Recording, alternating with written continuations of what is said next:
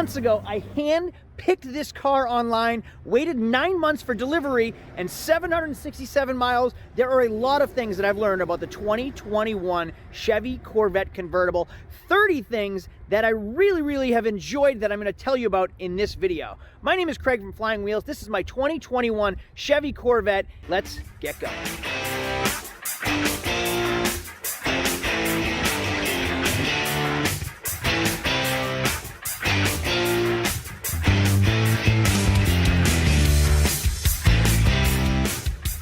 So hey everyone, my name is Craig from Flying Wheels. Welcome to my Flying Wheels YouTube channel. Now I've had the amazing opportunity to own some really cool cars lately.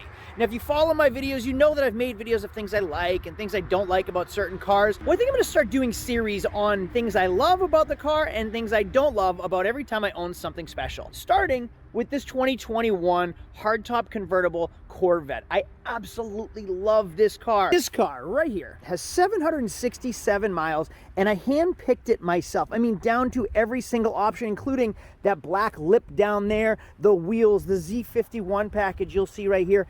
Everything about this car I hand-picked to how I wanted it, including the red leather. So if you've ever wondered, is red gonna match red? It does. It matches splendidly. Now, I didn't go with the optional red seatbelts, even though I kind of wish I did. And I also wish I went with the black roof, but I love this car so much. In fact, there are 30 things that I really like about this car specifically, and that's what this video is about. So you're in the market for one of these Corvettes, or you're wondering certain questions, comment down below. I'd love to answer everything that I've found out about this car if it's not listed in this video. But let's get started on all the things I love about this Corvette. All right, number one, I handpicked this car. I've already said that. Now I got to go online and pick this Corvette from the Chevy Corvette website down to every option. Now I've already discussed that, but that was one of my favorite things about this car. That's what makes it my vehicle. When I picked it up, I knew exactly what I was getting. I wasn't sold on a Corvette. I bought the Corvette I wanted. That is my number one favorite thing, is that this is my Corvette. I went online, I picked out the Corvette I want with my options to my liking, exactly what I wanted.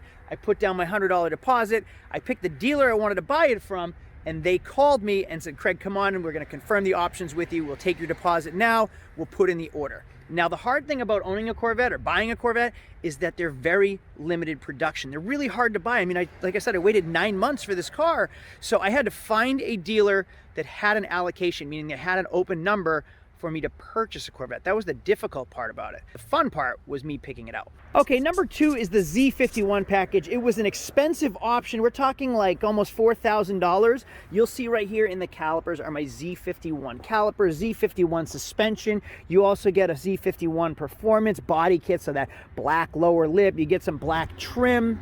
You also get different exhaust, and you get Z mode. So this is essentially your track package. The Z package is your track package. And you'll see right here, Z mode, which I'll explain to you in a little bit.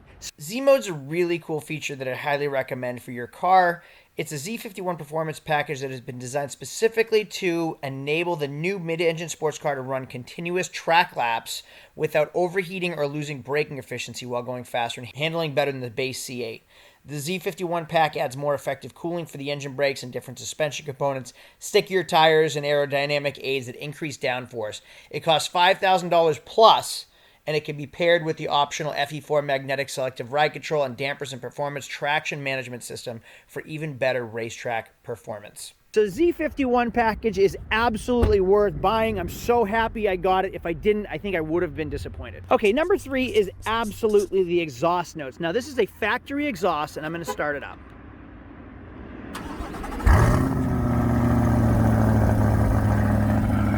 Now the car's already warm and it sounds that good. Now what's really neat, and part of number three, I guess, is that you can change the exhaust notes. So if you go into touring mode, it quiets it down. If you go into Z mode or track mode, the exhaust opens up and it actually gets louder. You can feel the power change and you can hear the exhaust get notably louder. Now number four is my spoiler. 2023, they actually have a low-rise spoiler, but I am happy that I went with the spoiler on this car. I like the body shape. I actually wish I got the higher rise spoiler, but I do like that I went with the spoiler. Number 5 is the remote. Now it came with 2 remotes, which is kind of cool. They're called My Key. Now, what is my key? This is essentially my key. This key saves all my programs, where I like the radio stations, where I like the my mode, touring, drive, track mode, where I like my seat. Everything is saved into my key. So when I get in the car, it automatically goes back to how I like it. Now I have 2 keys, so I can give a second key to my wife, which I haven't. And if she sets her modes, she can get in with her key, the second my key, and it saves all the settings to her, so it automatically goes to her because it knows your settings based on what key is in the car. Now, number 6, talking about the key, is obviously the remote start. I love that it has a remote start because I like to hear the car from outside. Now, also with this remote, you'll see that I can open the front trunk or the frunk, the rear trunk, or open the hatch up. When I unlock the car and push here, the roof starts to work. So you'll see the power hardtop retractable roof can be worked off the remote, which is really, really neat.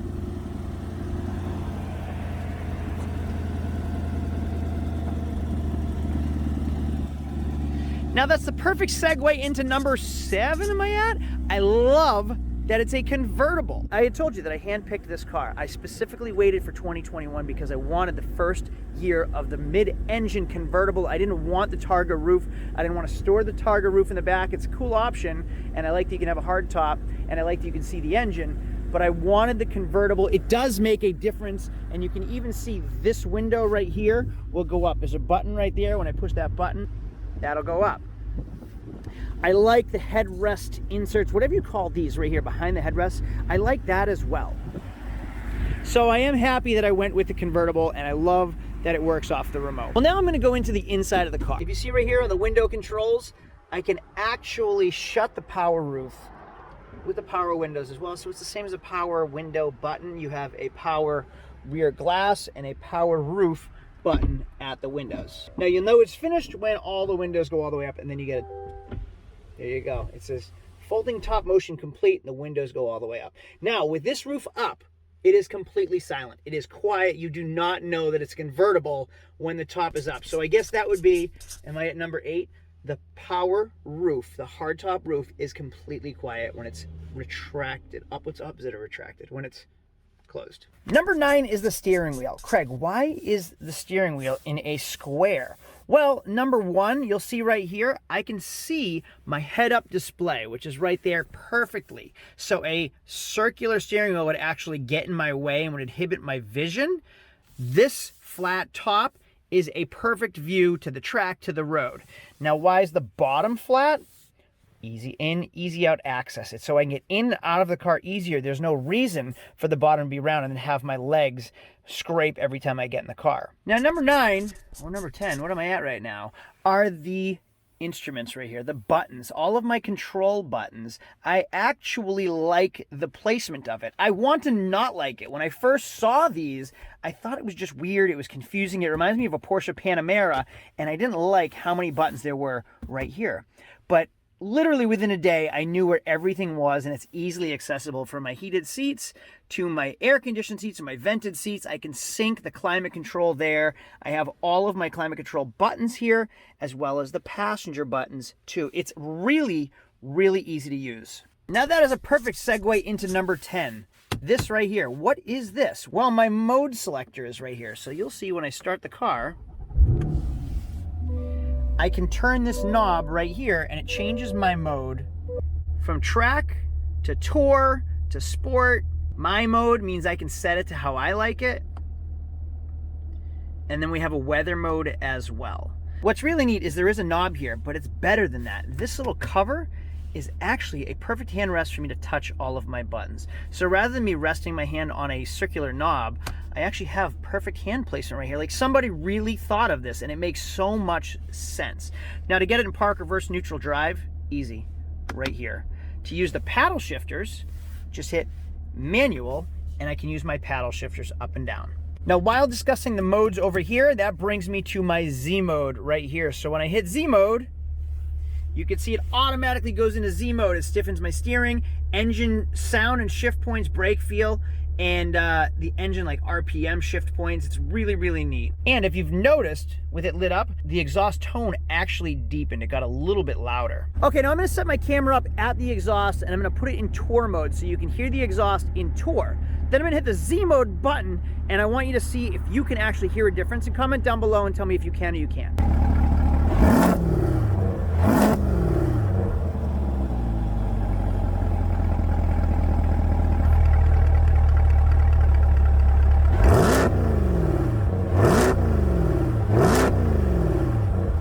I heard it from inside the car, so I'm hoping you guys heard it from your computers or your televisions or your phones as well. Now, number 11 is my head-up display. You'll see right here is my heads-up display. And you should be able to see it on my screen right there flashing. It doesn't flash to me, it's only flashing while it's being recorded, so it appears that way even though it's not really happening.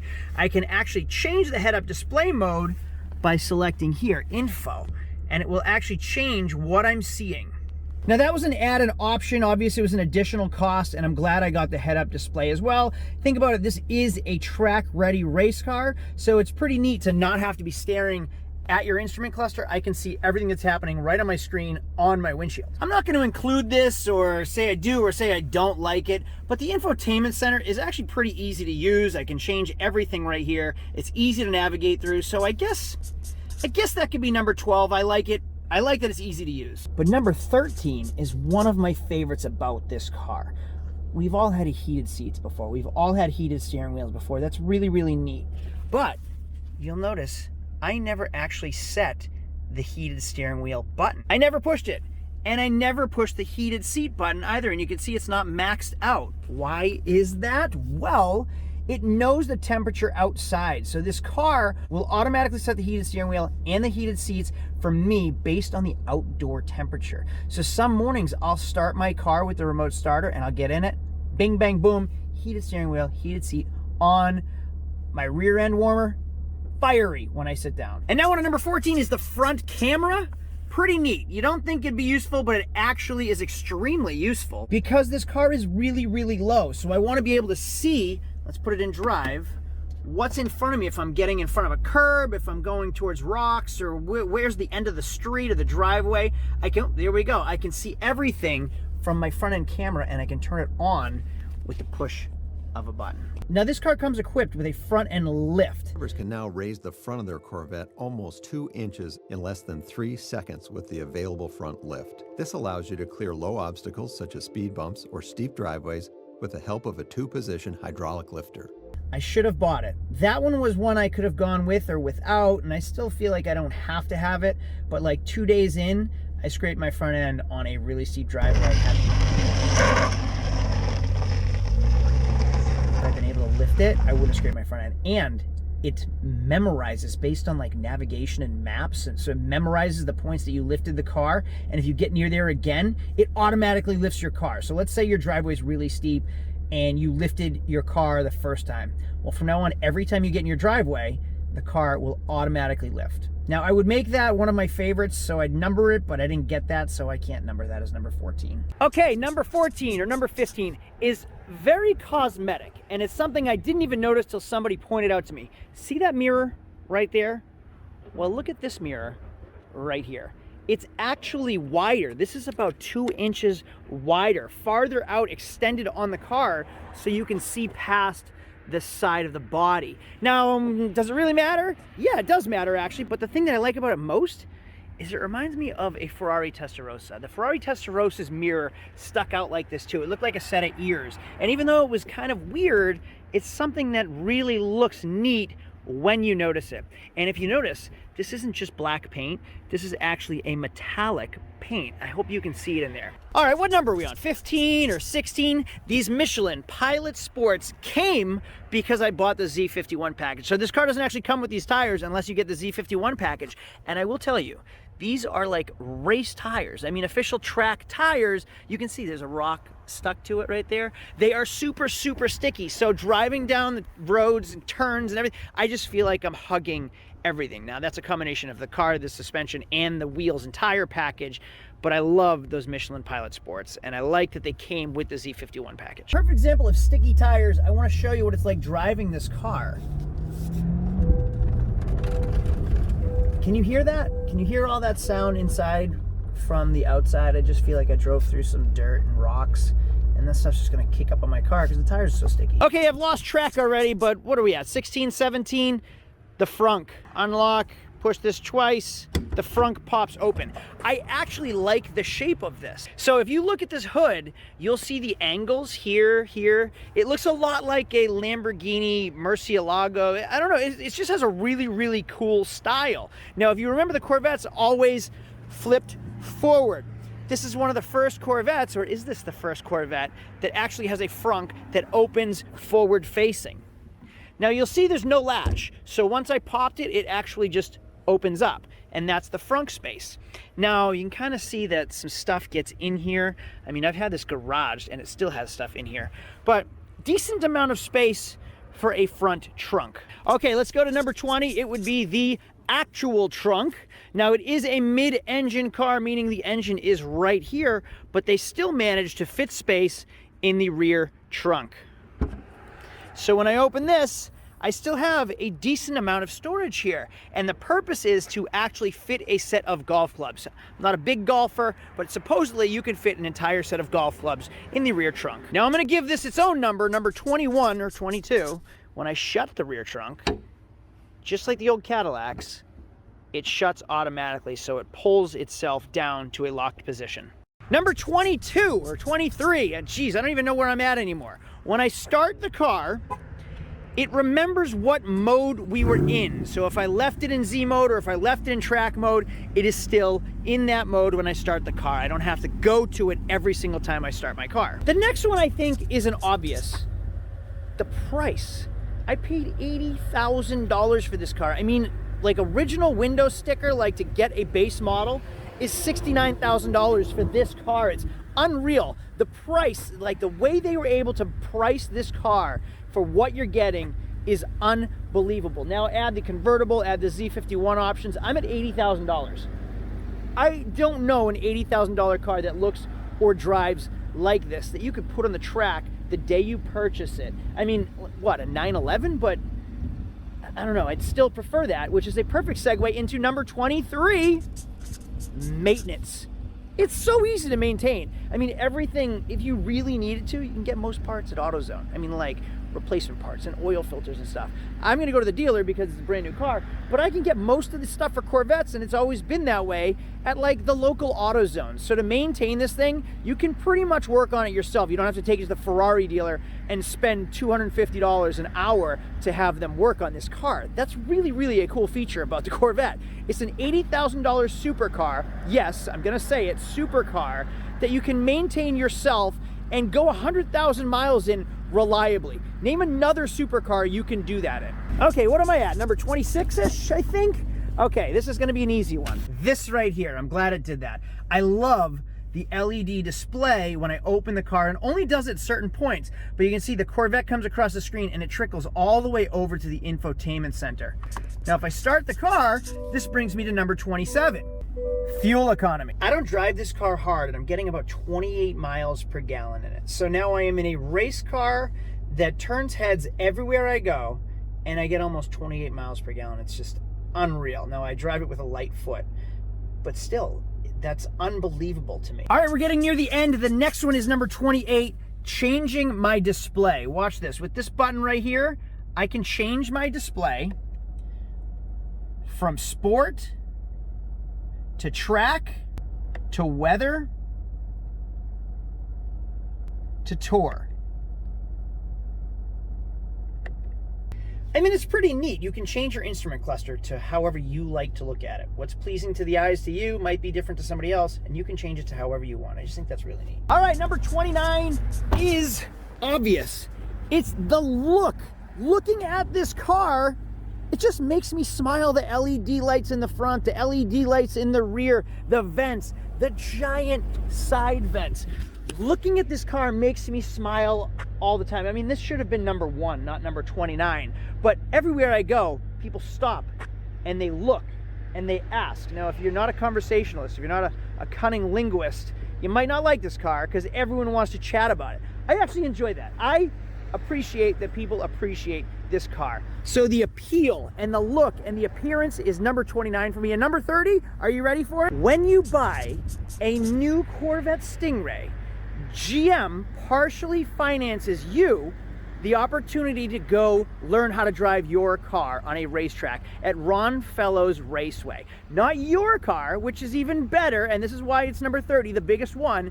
You get to race someone else's Corvette on a racetrack in Las Vegas, and there's more to it than that, and this isn't a commercial for that. When you buy a Corvette, it costs you $1,000 to go to Ron Fellows Raceway in Las Vegas and not just drive a Corvette on a track, but learn how your car actually works. This is a real race car. There's so much that this car does that I still don't even know about. So you can sit in class, they teach you about something in your car, and then you can go race it on the track. You go front fire happy, here's the elevation change. Right back to the floor.